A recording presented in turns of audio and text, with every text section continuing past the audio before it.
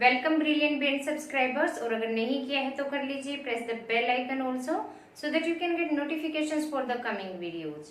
Watch the video till end kindly like and share to your friends also.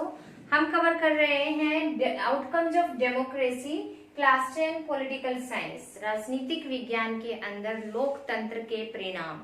8-9 सालों से हम 8-9 तो नहीं कहेंगे, 5 से 6 साल तक आप प्रीवियस क्लासेस के अंदर डेमोक्रेसी के बारे में पढ़ते आए हैं। अब इससे पहले की वीडियो के अंदर हमने 10th क्लास के अंदर क्या देखा कि किस किस फॉर्म में डेमोक्रेसी बेटर प्रूव होती है। तो हमने देखा कि अकोमोडेटिव होती है, रिस्पॉन्सिव होती है, लेजिटिमेट होती है और इकोनॉमिक लेवल पे थोड़ी सी लैकिंग करती है कि वो इनइक्वलिटीज को दूर नहीं कर पाई है, गरीबी को घटा नहीं पाई है, ऐसा कोई रूल नहीं बना पाई है कि जो इकोनॉमिक डिस्ट्रीब्यूशन है पैसे का आर्थिक वो इक्वल हो जाए। इस वीडियो के अंदर हम क्या कवर कर रहे हैं, एकोमोडेट सोशल डाइवर्सिटीज, जो सामाजिक विभिन्नताएं हैं, आर्थिक पहलू भी हो गया, सामाजिक विभिन्नताएं हैं, डेमोक्रेसी उस लेवल पर किस तरीके से काम करती है। हमारे यहाँ पे धर्म के आधार पर, एथनिक के आधार पर, कल्चर के आधार पर, रिलीजन के आधार पर, लैंग्वेज के आधार पर, बहुत सारे बेसिस पे इंडिया के अंदर डाइवर्सिटी है। और किसी भी डेमोक्रेटिक के अंदर डाइवर्सिटीज तो होती ही है, हमारी कंट्री में थोड़ी सी ज्यादा है। तो किस तरीके से सामंजस्य बिठाती है डेमोक्रेसी इन सिचुएशंस में, यहाँ क्वेश्चन रेज होता है आपका। Explain conditions that democracies must fulfill in order to accommodate diversities and divisions। वो कौन सी सिचुएशंस हैं जहां पर डेमोक्रेसी को काम करने की जरूरत है, सामंजस्य बिठाने की जरूरत है। कोऑर्डिनेशन, मेजोरिटी कम माइनॉरिटी, किसी भी सोसाइटी के अंदर एक ग्रुप मेजोरिटी के अंदर हो सकता है और एक माइनॉरिटी के अंदर हो सकता है। तो जो डेमोक्रेसी है उसका सबसे पहला काम क्या है कि इन दोनों ग्रुप को इक्वली लेके चले, जो मेजोरिटी है उसको ज्यादा ना समझे और जो माइनॉरिटी है उसको डोमिनेट करने की कोशिश ना करे। किस तरीके से, It is necessary to understand that democracy is not simply the rule by the majority opinion. The majority always needs to work with the minority so that governments function to represent the general view. However, the majority and minority opinions are not permanent. कि हमेशा minority और majority को equal लेकर चलना चाहिए, क्योंकि ये एक ऐसा एस्पेक्ट है, ऐसा पॉइंट ऑफ व्यू है कि तय नहीं है कि सोसाइटी में आज के टाइम जो मेजोरिटी में वो कल भी मेजोरिटी में ही रहेगा। मे बी कि दूसरे की पॉपुलेशन ज्यादा हो जाए या दूसरे ग्रुप उसके साथ आके खड़े हो जाएं जो आज के टाइम माइनॉरिटी में है। तो दोनों के विचारों का क्या करना चाहिए, डेमोक्रेसी को रिस्पेक्ट करनी चाहिए, कोशिश करनी चाहिए कि एक के हितों को सेव करने के लिए दूसरे का लॉस ना हो जाए।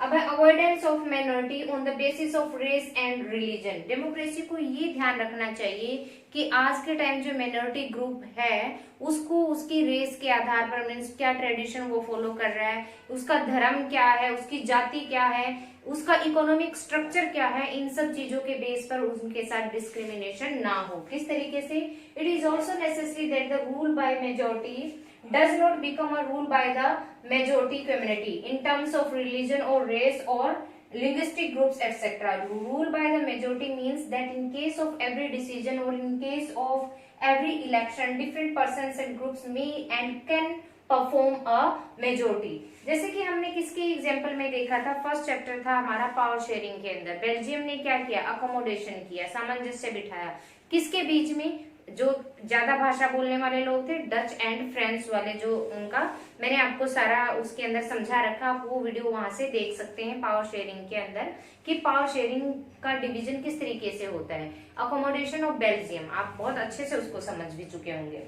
तो क्या कहता है कि कभी भी अगर माइनॉरिटी के अंदर कोई है ग्रुप, उसको आगे आने वाले इलेक्शन में अपना मेजोरिटी के अंदर ग्रुप फॉर्म करने का पूरा राइट होना चाहिए, लिंग्विस्टिक बेस पर अपनी आवाज उठाने का उनको पूरा राइट्स होना चाहिए। और अगर ऐसा नहीं होगा, कंट्री के अंदर क्या हो जाएंगे, कॉन्फ्लिक्ट्स डेवलप हो जाएंगे, पैदा हो जाएंगे, सिचुएशन असंतोषजनक हो जाएगी, इनफेवरेबल हो जाएगी। ठीक है, providing equal chance to all, हर किसी को इक्वल चांस दिया जाना चाहिए, पॉलिटिकल बेस पे भी, रेस के बेस पे भी, रिलीजन के बेस पे भी। कैसे, democracy remains democracy only as long as every citizen has a chance of being in majority at some point of time. If someone is barred from being in majority on the basis of birth, then the democratic rule ceases to be accommodative for that person or group. ये क्या कहता है कि मान low birth के base पर किसी को क्या किया जा रहा है, डोमिनेट किया जा रहा है, उसको इक्वल राइट नहीं दिया जा रहा है कि एक शेड्यूल्ड कास्ट या इकोनॉमिकली बैकग्राउंड क्लास में आप कोई पैदा हुआ है और वो किसी चीज के लिए आवाज उठा रहा है ग्रुप, वो मतलब एक स्टेटा अलग ही है सोसाइटी से और वो आवाज उठा रहा है और उसको उस चीज की परमिशन नहीं दी जा रही है, ग्रुप्स उसको डोमिनेट कर रहे हैं, डेमोक्रेसी उसको दबाने की कोशिश कर रही है, तो यहाँ पे डेमोक्रेसी सक्सेस नहीं हो पाएगी हर लिहाज से, चाहे वो पॉलिटिकल बेस है, इकोनॉमिकल बेस है या सोशल बेस है, हर बेस पे उसको इक्वलिटी दी जानी चाहिए, मीन्स फ्री होना चाहिए कोई भी सिटीजन अपनी आवाज उठाने के लिए। अब है रिस्पेक्टिव डिफरेंसेस, यहाँ पे आएगा रिस्पेक्ट डिफरेंसेस। किसी भी डेमोक्रेसी को जो विभिन्नताएं होती हैं, कोई भी गवर्नमेंट ऐसी नहीं होती है कि दो कम्युनिटीज किसी भी सोसाइटी के अंदर हैं, एक मेजोरिटी में और एक माइनॉरिटी में, और उनके बीच विवाद बन रहा है कि उसको पूरी तरह से शॉर्ट आउट करें। यहाँ मैं एग्जांपल आपको देती हूँ, राम मंदिर और मस्जिद वाला मुद्दा है जो अयोध्या के अंदर, जो कि हाल टाइम शॉर्ट आउट हो चुका है कि अगर मान लो हिंदुत्व को माना जाए कि मेजोरिटी में है, इंडिया हिंदू कंट्री है मेनली तो माना जाए, लेकिन डाइवर्सिटीज हैं और भी ग्रुप्स रहते हैं, रिलीजियस ग्रुप रहते हैं और उनको भी इक्वलिटी दी जाती है, लेकिन अगर सपोज करो वहां पे ये चीज फॉलो कर ली जाती तो क्या इतनी शांति से कोई मुद्दा हल हो जाता? ये नहीं होता, दंगे फसाद होते, रियर्स होते, उपद्रव होते, बहुत सारी जाने इधर से जाती, बहुत सारी जाने उधर से जाती, तो उसको फुली उसको सॉर्ट आउट नहीं किया जा सकता, लेकिन रिस्पेक्ट की गई उस चीज की, पेशेंस रखा गया, एक क्राइटेरिया चलाया गया रूल्स के थ्रू और उसको सॉर्ट आउट किया गया।